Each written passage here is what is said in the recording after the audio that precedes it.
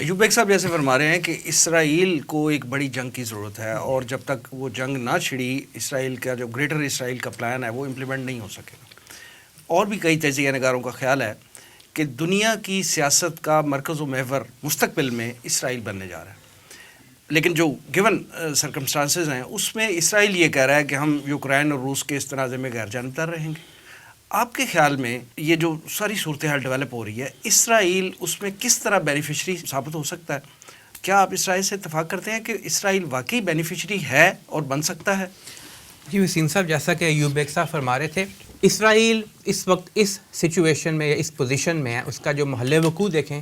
اس کے جو تعلقات ہیں باقی ممالک کے ساتھ وہ دیکھیں، اس کے جو عزائم ہیں وہ دیکھیں، جو اس کی ریشہ دوانی ہے، ریشہ دوانیاں بھی اور عزائم بھی، اور جو کھلے عام چاہے ان کے پارلیمنٹیرین ہو، چاہے ان کے عہدیداران ہو، چاہے ان کی عوام ہو، اور ان کی عوام مسلح عوام ہے۔ اس وقت بھی دنیا میں مسلح عوام اگر کوئی ہے تو وہ اسرائیل کی ہے، مکمل طور پہ مسلح۔ آپ ان کی کبھی تل اویو یا دوسرے علاقوں کے شہروں کی تصاویر دیکھیں،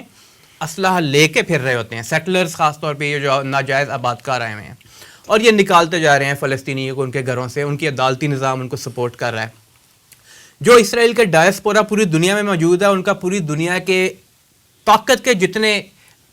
محور اور مرکز ہو سکتے ہیں ان پر کنٹرول مکمل طور پہ ہو چکا ہوا ہے۔ اسرائیل کے وزیر خارجہ یائر لاپڈ، اس نے بڑا ایک انٹرسٹنگ بیان دیا ہے کہ یوکرین اور روس کے معاملے میں ہم غیر جانبدار رہیں گے۔ اچھا، یہ غیر جانبدار رہنے کے حوالے سے پھر یوکرین کے جو فارن افیئرس کے منسٹر ہے اس نے اس بات کو اچھا نہیں جانا، اچھا نہیں سمجھا۔ اس نے کہا کہ اسرائیل کو یوکرین کی سپورٹ کرنی چاہیے کیونکہ یوکرین میں یہودی موجود ہیں۔ اب عام طور پہ یہی کارڈ استعمال کیا جاتا ہے دنیا بھر میں۔ اسرائیل کیوں نہیں سپورٹ کرے گا، یا روس کی یا یوکرین کی؟ اب دیکھیے، جتنے بھی طاقت کے مراکز ہیں یا جتنے بھی ممالک جن کا کسی نہ کسی طریقے سے تنازع چل رہا ہے، چاہے وہ امریکہ ہو، چاہے وہ مشرقی یورپ میں ہو یا مغربی یورپ میں ہو، یعنی برطانیہ ہو، فرانس ہو، جرمنی ہو، کوئی بھی ان میں سے ہو، پولینڈ ہو، رومینیا ہو، یوکرین ہو، روس ہو، چین ہو، بھارت ہو، ایون اب تو مشرق وسطیٰ کے بعض عرب ممالک، ان سب کے ساتھ اسرائیل کا کوئی تنازع نہیں رہ گیا ہوا کسی قسم کا بھی، اور سب اسرائیل کو سپورٹ کر رہے ہوتے ہیں۔ سپورٹ مینز کہ کوئی بھی اسرائیل کے خلاف اقدام کی بات نہیں کرتا، کم از کم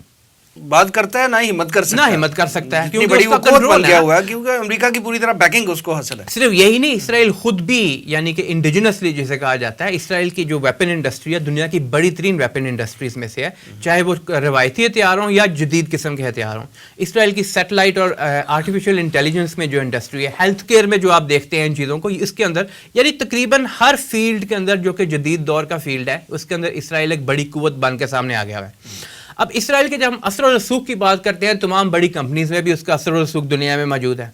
اسرائیل کے جب ایجنڈے کی بات کرتے ہیں تو انہوں نے بالکل برملا اس چیز کا اظہار کیا ہوا ہے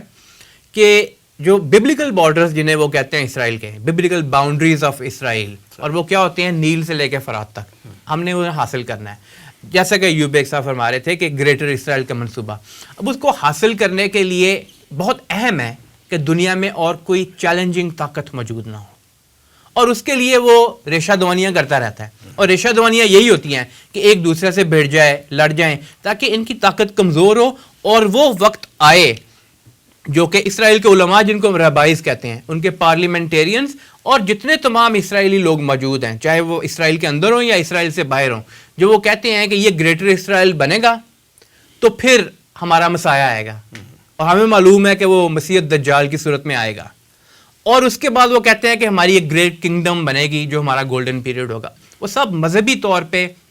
اس حوالے سے تیاریوں میں مشغول ہیں۔ تو اسرائیل کے الٹیمیٹ گول کو دیکھیں، اس کے جو تعلقات کو دیکھیں دوسرے ممالک کے ساتھ، جو تقریباً تمام کے ساتھ اچھے ہی ہیں اس وقت، جو میٹر کرتے ہیں ممالک، ہم ان کی بات کر رہے ہیں نا۔ اور ان سب کے تناظر میں یہ بات، اس میں کوئی شک نہیں کہی جا سکتی ہے کہ اگر کوئی عالمی جنگ ہوتی ہے